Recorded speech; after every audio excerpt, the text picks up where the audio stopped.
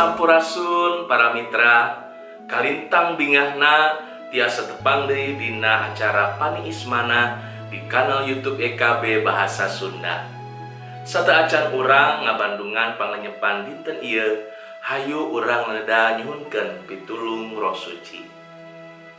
Nun Pangeran welas asih, dina danget ieu abdi bade ngalenyepan pangandika Gusti. Mugi abdi sadaya tiasa ngaregepkeun sareng ngalarapkeunana dina hirup sadidinten.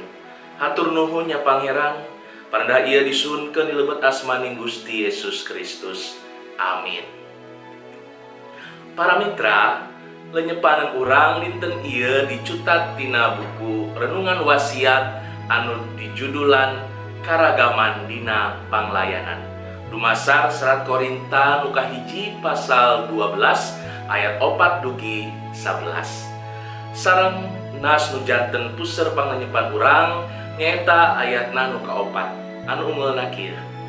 Kurnia anu sifatna rohani teh rupa-rupa, tapi kabeh asalna ti Roh anu hiji. Para mitra, numutkeun saderek mana nu langkung pikaresepeun, gaduh relasi sareng jalmi nu sami atanapi mirip sareng urang, atanapi gaduh relasi sareng aranjeunna nu benten sareng urang. Biasana urang condong langkung resep sareng langkung gampil rerejengan sareng aranjeunna nu urang anggap sami. Urang ngaraos chemistrina sami. Dina lampahan panglayanan panginten tanpa urang sadar, urang langkung resep lumampah sareng aranjeunna nu sami sareng urang.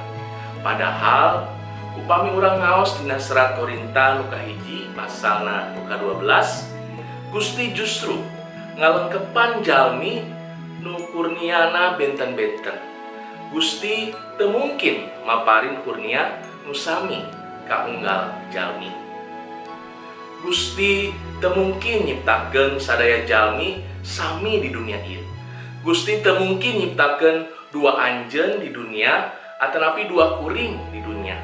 Karagaman janten hal anu oge diciptakeun ku Gusti. Kurnia-kurnia anu benten dipaparin ku Gusti supados unggal jalmi kagungan tempat sareng makna dina kahirupan panglayanan. Teu aya hiji kurnia nu langkung unggul ti kurnia nu sanes. Unggal kurnia kagungan makna dina panglayanan.